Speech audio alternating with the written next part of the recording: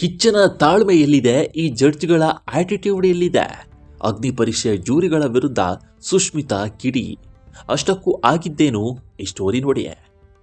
Big boss Kannada season 13ರಲ್ಲಿ ಮೊದಲ ಬಾರಿಗೆ ಜನಸಾಮಾನ್ಯರಿಗೂ ದೊಡ್ಡಮನೆ ಪ್ರವೇಶಿಸುವ ಸುವರ್ಣಾವಕಾಶವನ್ನು ಕಲ್ಪಿಸಲಾಗಿದೆ.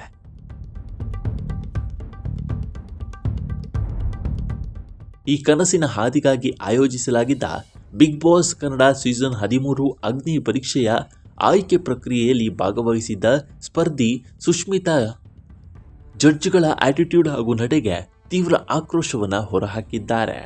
25 ವರ್ಷದ ಬೆಂಗಳೂರಿನ ಹುಡುಗಿ ಸುಷ್ಮಿತಾ ಸಿಂಹಾದ್ರಿ ಇಂಜಿನಿಯರಿಂಗ್ ಮುಗಿಸಿ IT ಕಂಪನಿಯಲ್ಲಿ ಕೆಲಸ ಮಾಡ್ತಾ ಇರುವ ಯುವತಿ.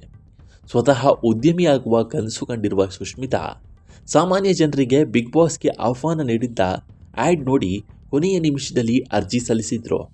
ಸುಮಾರು 1,60,000ಕ್ಕೂ ಹೆಚ್ಚು ಅರ್ಜಿಗಳ ಪೈಕಿ ಆಯ್ಕೆಯಾದಾಗ ಅವರಿಗೆ ಸಣ್ಣದೊಂದು ಭರವಸೆ ಮೂಡಿತ್ತು ಎಂದು ಸಂದರ್ಶನವೊಂದರಲ್ಲಿ ಹೇಳಿಕೊಂಡಿದ್ದಾರೆ.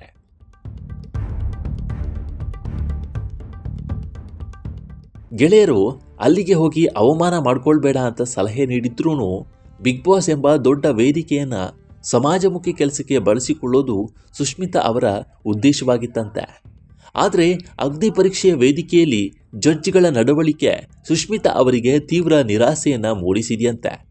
ಆಯ್ಕೆ ಪ್ರಕ್ರಿಯೆಯಲ್ಲಿ ಜಡ್ಜ್ಗಳು ಸ್ಪರ್ಧಿಗಳಿಗೆ ಕನಿಷ್ಠ ಗೌರವವನ್ನು ನೀಡುತ್ತಿರಲಿಲ್ಲ. ಸ್ವಲ್ಪ ಏನಾದರೂ ಇಷ್ಟವಾಗದಿದ್ದರೆ ತಕ್ಷಣ ಗೆಟ್ಔಟ್ ಅಂತ ಮುಖಕ್ಕೆ ಹೊಡೆದಂತೆ ಅವಮಾನಿಸ್ತಾ ಇದ್ರು. ಸ್ಪರ್ಧಿಗಳು ಇಷ್ಟವಾಗದಿದ್ದರೆ ಗೌರವಯುತವಾಗಿ ಕಳಿಸಿಕೊಡುವ ಮೆಚುರಿಟಿ ಇರಬೇಕಿತ್ತು ಅಂತ ಸುಷ್ಮಿತಾ ಅಸಮಾಧಾನವನ್ನು ವ್ಯಕ್ತಪಡಿಸಿದ್ದಾರೆ.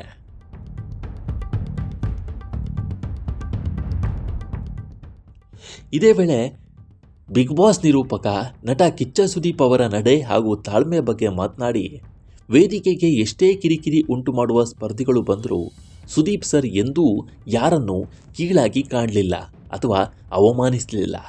ಬಿಗ್ ಬಾಸ್ ಮನೆಯ ಡೈರೆಕ್ಟರ್ ಮತ್ತು ತಾಂತ್ರಿಕ ಸಿಬ್ಬಂದಿ ಕೂಡ ನಮ್ಮನ್ನು ಅತ್ಯಂತ ಗೌರವದಿಂದ ನಡೆಸಿಕೊಂಡರು.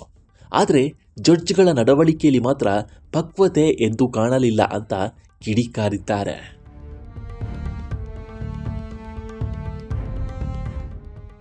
ಅಂದಹಾಗೆ ಇತ್ತೀಚೆಗೆ ಸ್ಪರ್ಧಿ ಸಂಧ್ಯಾ ಗೌಡ ಎಂಬುವರು ಕೂಡ ಜಡ್ಜ್ಗಳ ನಡೆಗೆ ಬಹಿರಂಗವಾಗಿಯೇ ಕಿಡಿಕಾರಿದ್ರು.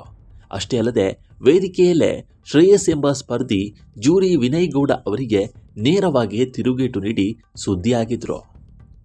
ಒಟ್ಟಾರೆ ಬಿಗ್ ಬಾಸ್ ಕನ್ನಡ ಸೀಸನ್ 13ರ ಅಗ್ನಿ ಪರೀಕ್ಷೆ ಆಯ್ಕೆ ಪ್ರಕ್ರಿಯೆಯಲ್ಲಿ ಮಾಜಿ ಸ್ಪರ್ಧಿಗಳಾಗಿದ್ದ ಜಡ್ಜ್ಗಳ ನಡೆ ವೈರಲ್ ಆಗ್ತಿದೆ. ಅಗ್ನಿ ಪರೀಕ್ಷೆಗೆ ಲಕ್ಷಾಂತರ ಜನರ ನಡುವೆ ಆಯ್ಕೆಯಾಗಿ ಬಂದಿದ್ದ ಹುಡುಗಿ ಜಡ್ಜ್ಗಳ ನಡವಳಿಕೆಯನ್ನು ಬಹಿರಂಗವಾಗಿ ಖಂಡಿಸಿದ್ದಾರೆ.